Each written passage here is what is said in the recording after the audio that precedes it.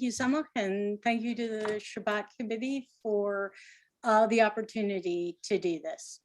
So early in the pandemic, March 12th, 2020, to be precise, I wanted to attend a dance class. And I went to the dance class. I felt secure about my decision, primarily because of all the wide spacing. We're going to be way more than 6 feet between people in a very large studio, not a lot of people. And I wore cotton gloves. Even so quickly, I realized that fabric gloves I had bought quickly on instinct weren't really directly used for themselves, but I knew that they stopped me from touching my mouth, nose, eyes, and so on. And I was washing my hands a lot. The studio was frantically sanitizing everything, leaving hand sanitizer out. I felt confident about my decision about safely attending dance class. I was proud that I paid careful attention to the CDC, the World Health Organization, other expert recommendations. And I'd made a lifetime habit of not being overly frightened, but really looking at the particulars and thinking about them, using my own critical thinking, if you will. This was, as most of you know, actually a very high stakes decision. Howard, my husband, he's a transplant recipient. He takes immune suppressants. And again, we didn't know much about COVID, but we know it would be bad for him to get it. So it would be bad if I got it and gave it to him. I don't think we called it COVID yet. Well, but now you all know that this was the things I thought was making this safe definitely were not. And it's now something we recognize as very high risk. People breathe hard in a dance class. There's poor ventilation. Dancers hate the windows open. Particularly ballet dancers, like the ones who preceded us. I call it ballet dancer sauna. So this was a terrible decision. Of course, it was a new virus. Even the experts didn't know very much at that point. And the experts I was listening to didn't know that the novel coronavirus could hang out in the air as an aerosol. But actually, they could have known. They could have known a lot better. So, okay. And in fact, what I'm showing you is an article that I've sent to a number of people in the congregation about why and how they shouldn't know better. So Kathy, if you put this one in the chat, I recommend that everyone read it. It's the Wired one. And basically, it's a story of public health professionals and in medicine. They got an idea about how viruses could spread, mistaken at the time, and it persisted for decades. And even when experts in aerosols that the World Health Organization respected in other contexts, they just dismissed them. There were also other scholars and so on who really knew better and could have known better. Went on for some time. So what we have is a case where experts who really do spend much of their life as good critical thinkers, seeking out evidence, thinking hard about it, comparing it, failed to do so because they were so sure of what they knew and they refused to look at evidence that went against what they had been taught. Now, even experts have limited time and attention even for their own work. They too use rules of thumb. I don't think that is okay in this case, but it shows how hard it is to really be open-minded about evidence, to maintain that, and to vigorously pursue it.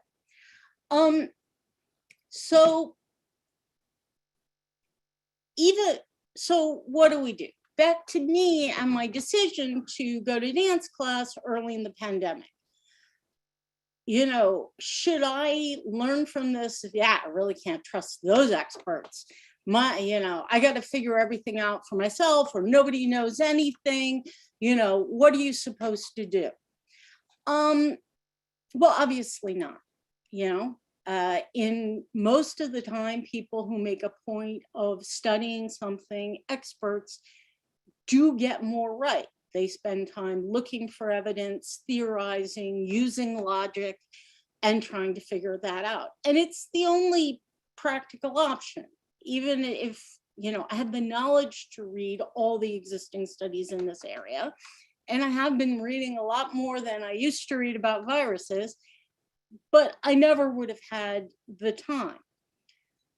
But I still don't think I'm off the hook for the decision that I made then and what we can learn about that.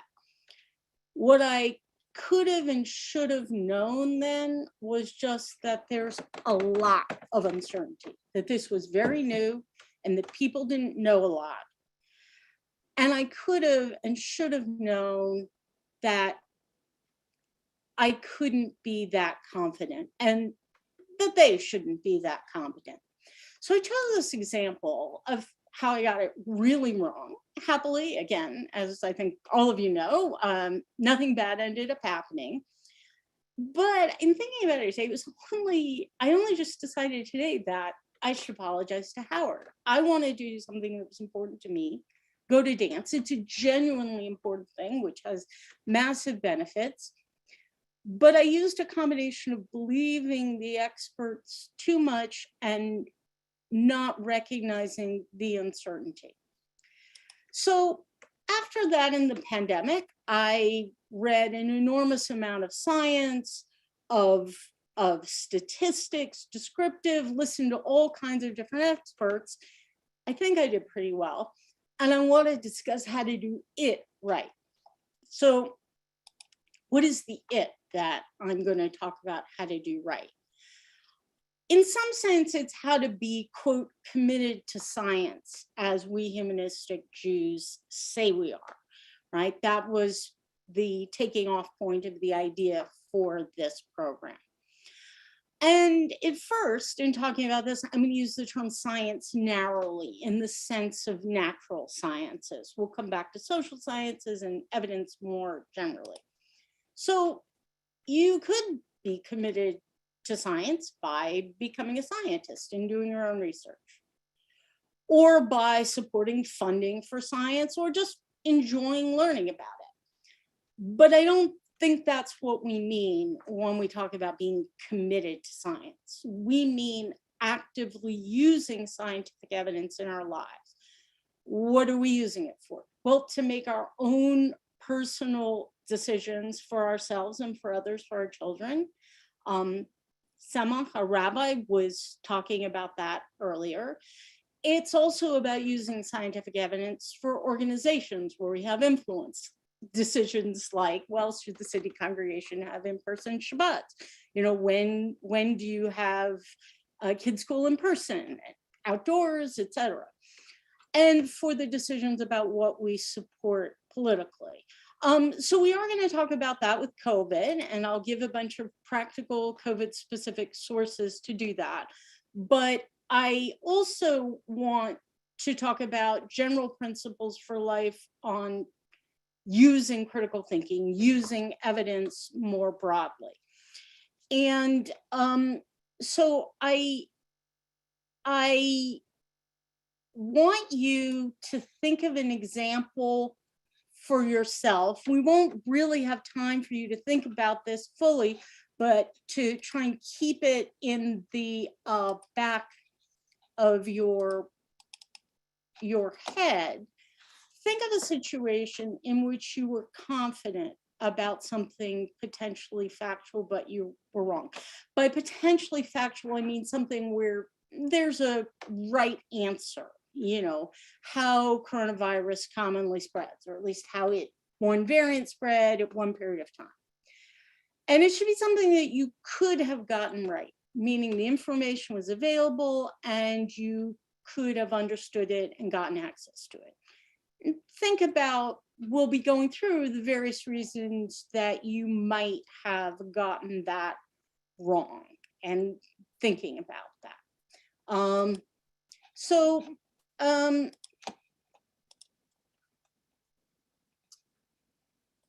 As I was saying, how can we do this? Well, we all need to depend on the experts, right? We couldn't do vaccine trials ourselves. We can't look at all the data and so on. So there's no way we can figure things out for ourselves. So one source that I like, that I think is a model both for how we ourselves can think about this evidence, and also about models what's good in an expert, because one of the things I want to talk about is there are a lot of experts and how do you choose them? So actually, Kathy, if you can put the Dear Pandemic link, this is the one for them in general. They have a lot of questions answered. And I'm going to take you through and show you a particular one that they did that I think is really valuable. So what they've done here is, this is a post that's sort of accomplishing two things at the same time. It's what they're calling Think Like a Health Policy Nerd, modeling how you take evidence and apply them in real world complicated decisions.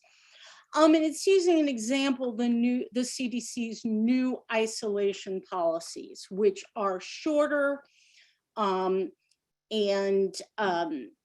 much reduced. And most recently, they have been criticized for not requiring a test for after 5 days.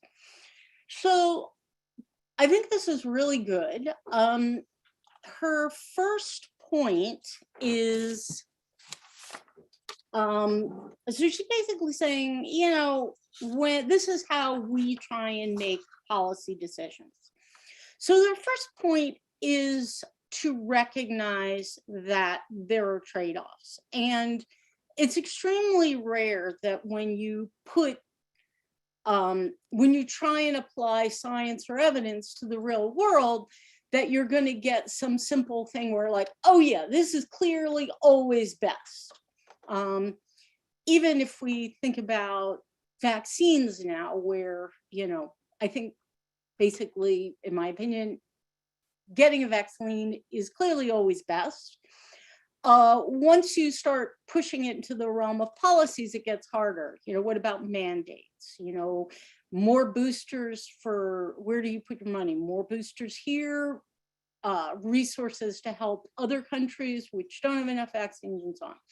So the first thing she's done is sort of plot this out, basically saying, hey, you know, there's false positives and false negatives, right? Where in this case, it's not a test, it's, hey, a false positive is basically, you made people quarantine, but really they weren't infectious. And a false negative is, well, you didn't make them quarantine, but they are infectious. And basically showing the different balance and errors if you draw the line in different places. So the first thing you have to do is recognize the core trade-offs, the most clear ones. Then you got to articulate, well, what happens if we have these false negatives? If more infectious people are mistakenly released into isolation, which is why the CDC is being criticized. You talk about the downsides, you talk about the upsides, and these are not the same kinds of things, right? So the downside are the infections and the consequences from that. The upsides are, you know, people can go out and live their lives with the economic, mental health, societal things that we get from that. And so she's like, okay, we lay those out. Next, we're going to identify key constraints. Sorry,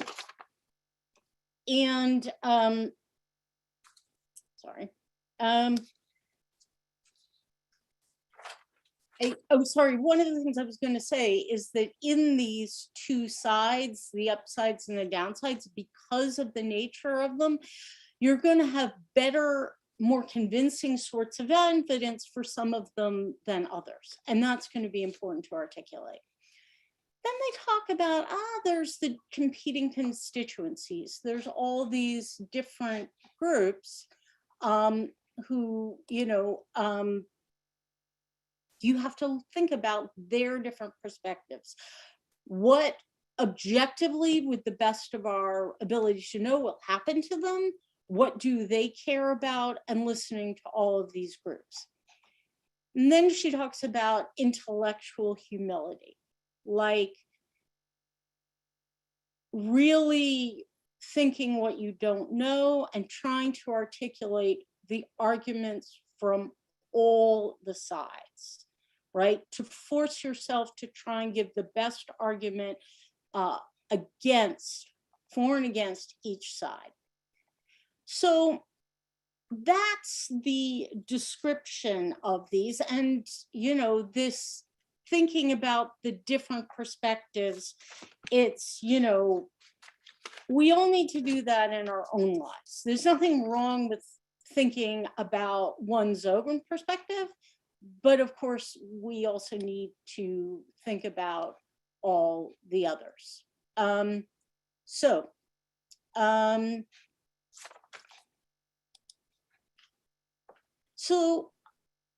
there are a lot of experts out there, and with the information technology we have, with all the social media and so on, we have a real chance of,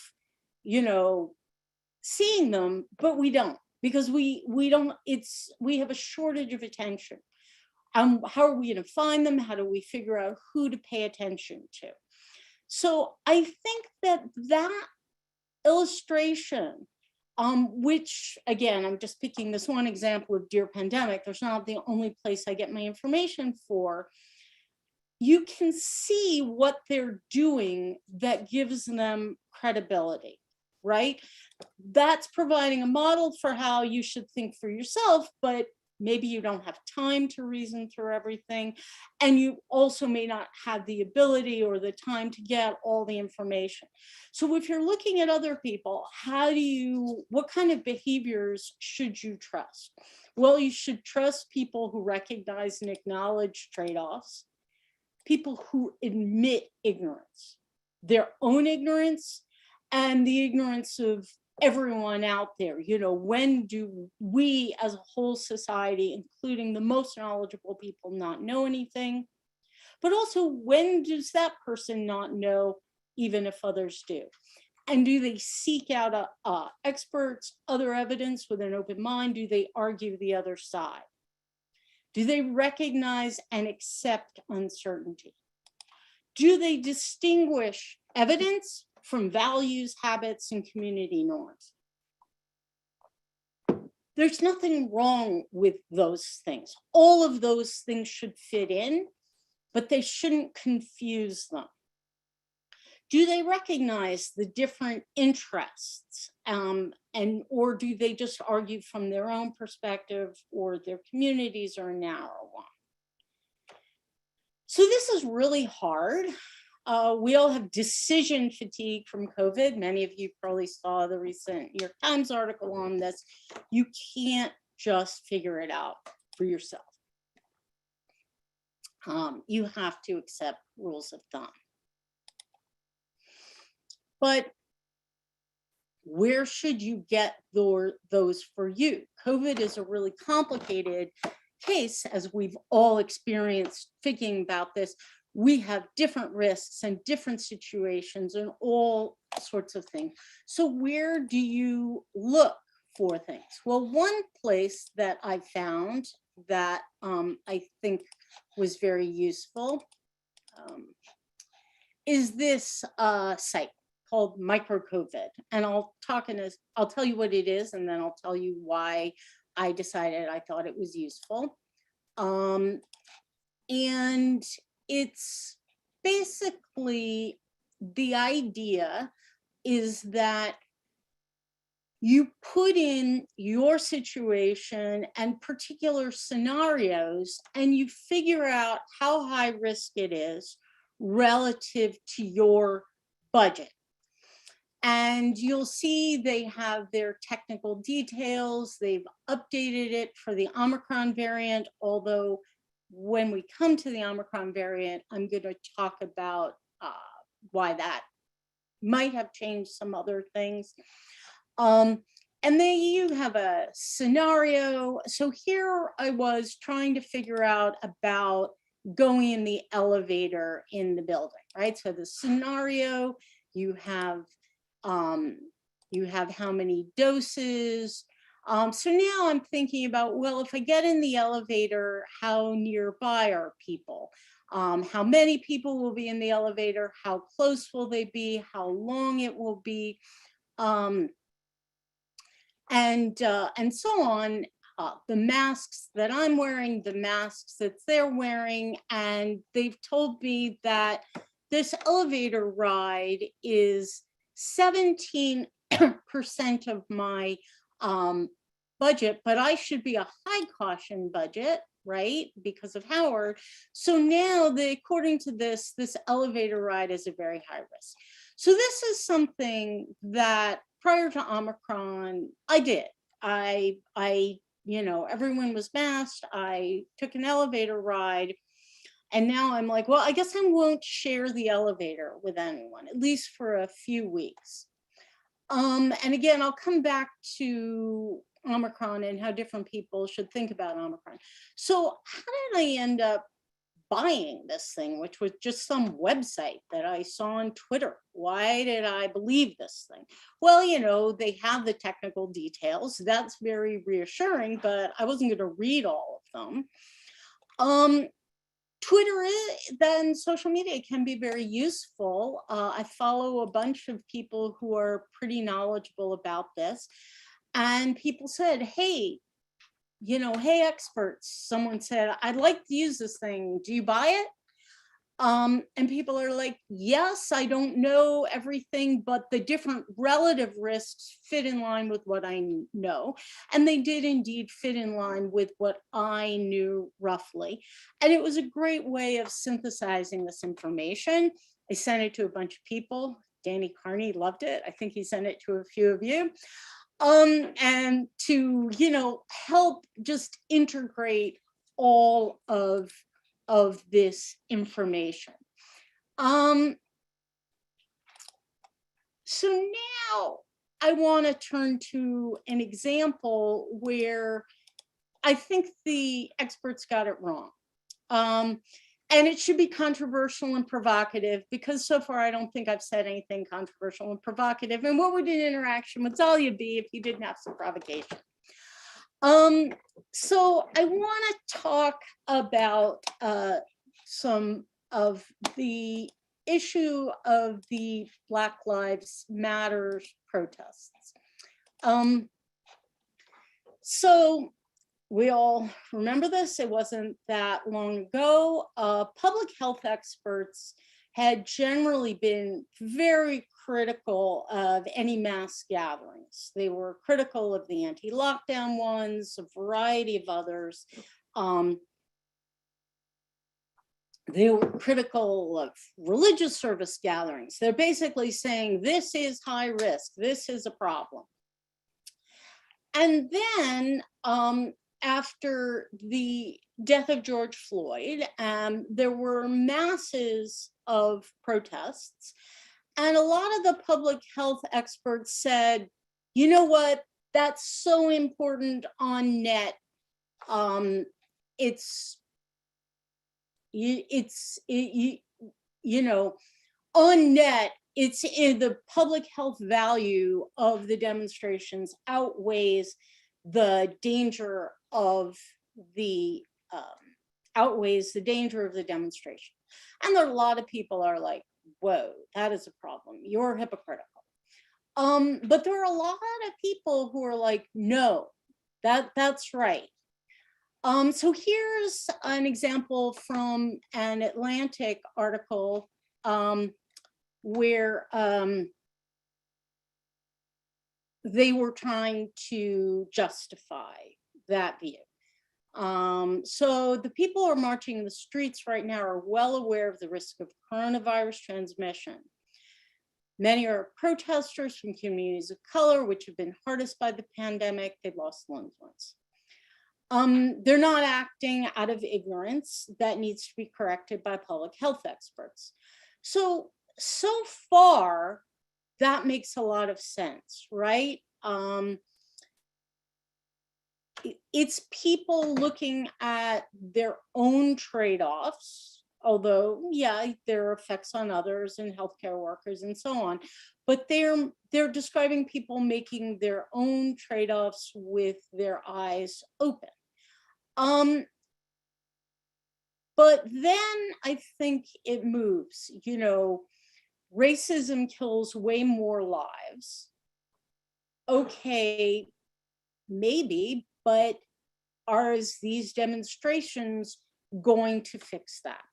And what you have is basically people, if you're a public health expert, it's a good thing to list the pros and the cons, but it's not good to claim an expertise and claim knowledge that you don't have.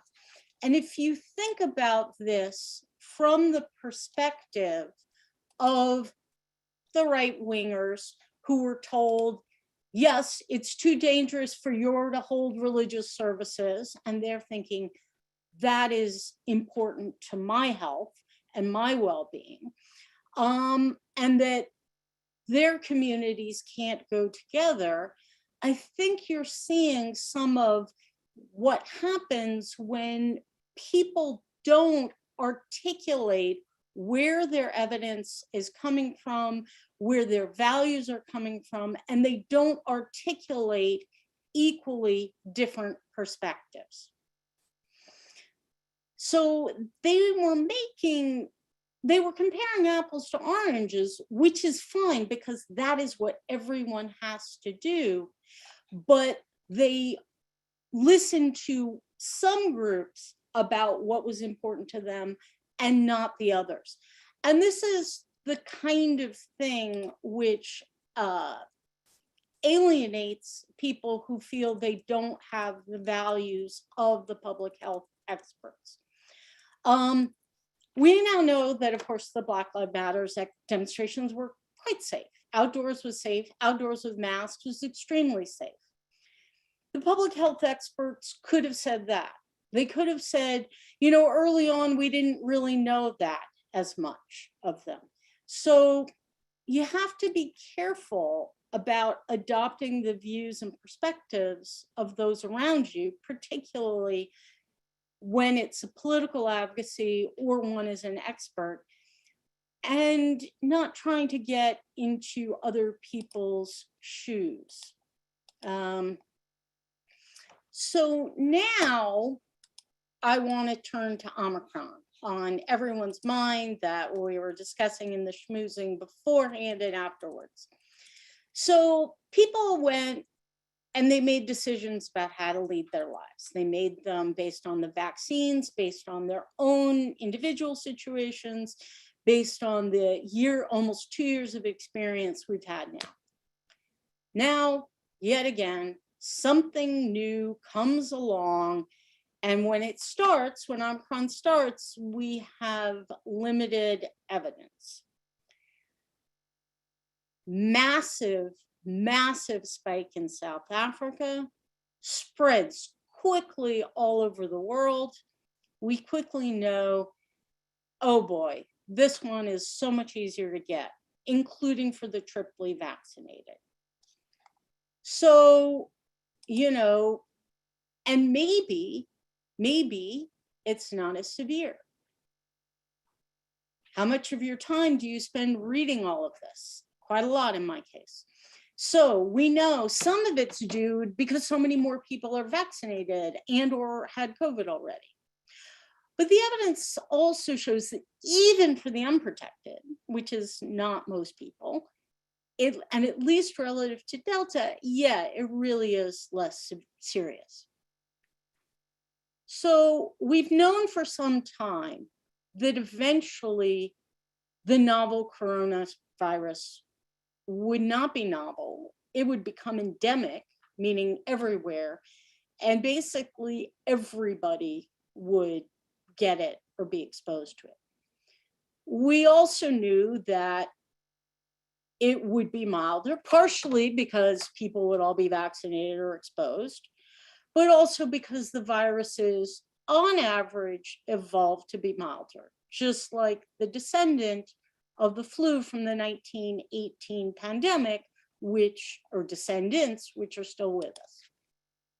So what do you do now? How do you use the science to live your life now? And not just the science, so critical thinking about your lives, the broader society.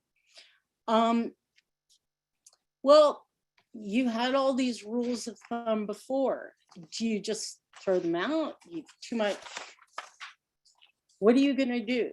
Sticking with the same does have real risks.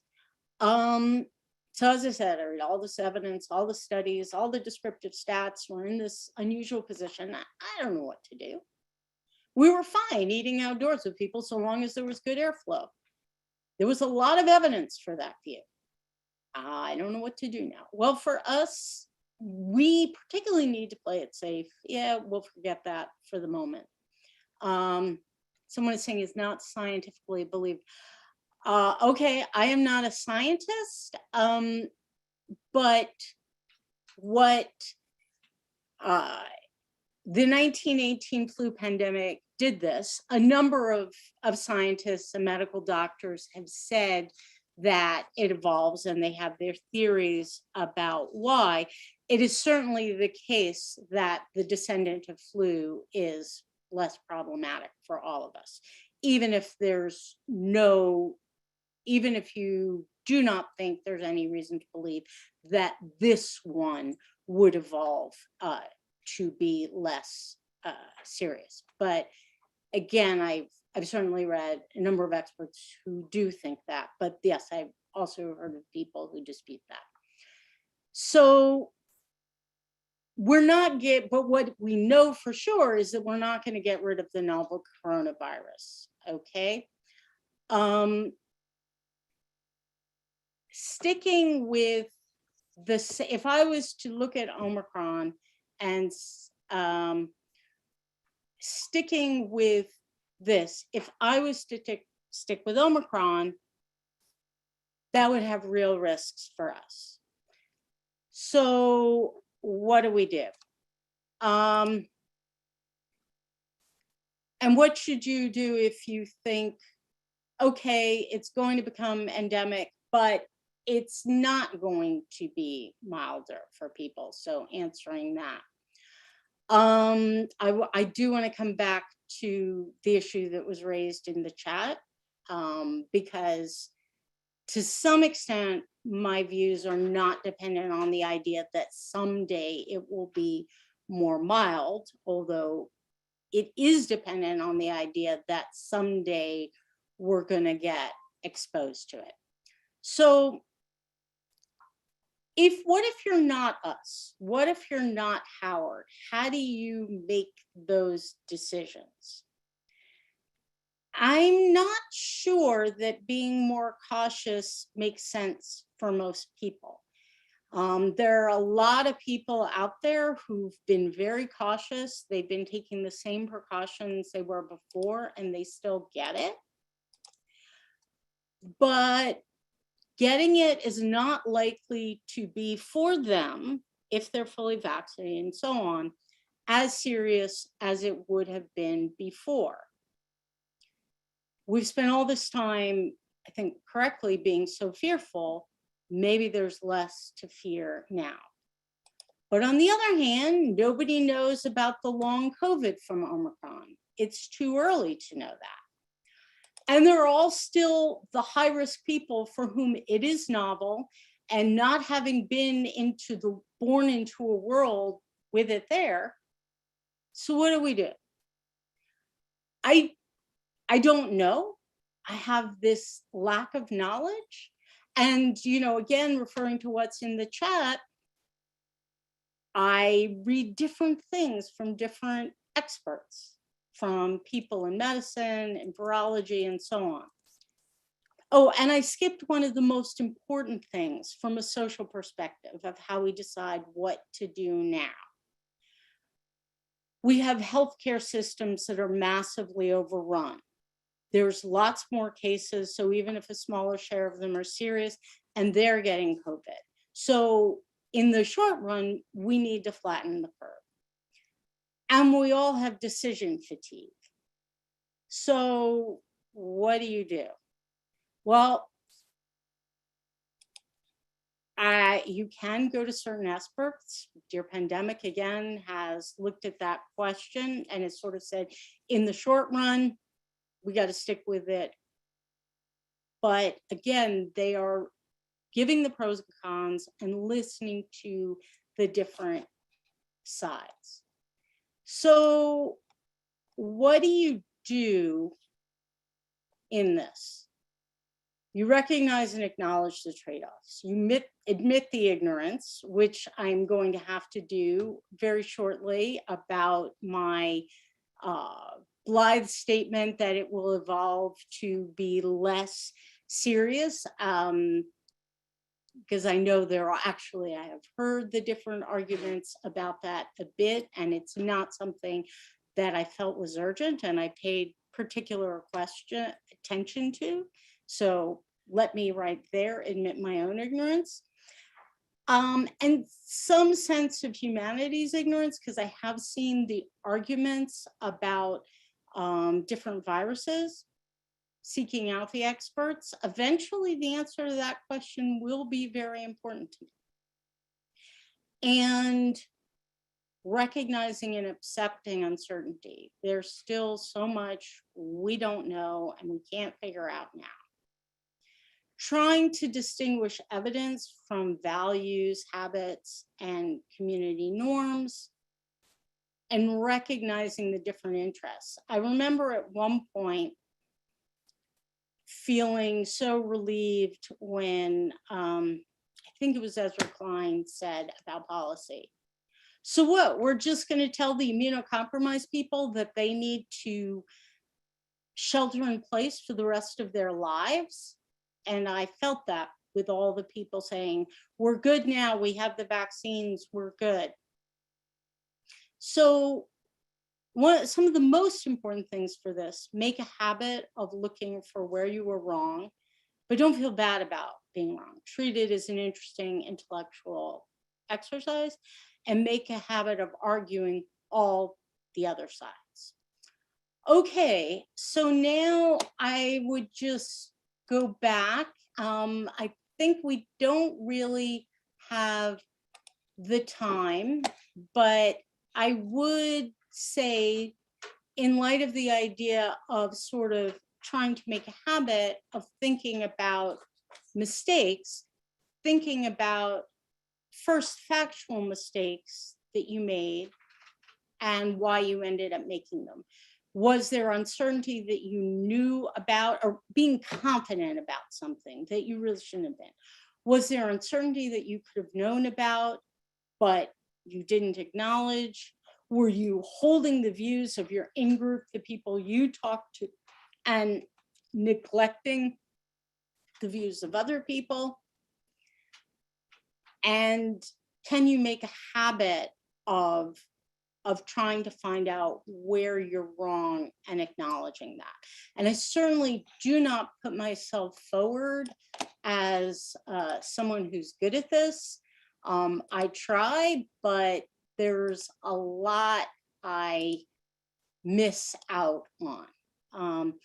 But that is my goal. And I know that this was a pretty weird program for us, not like a particular history or anything like that. And I had wanted to make it more interactive, but weren't sure how that would go. So that's it.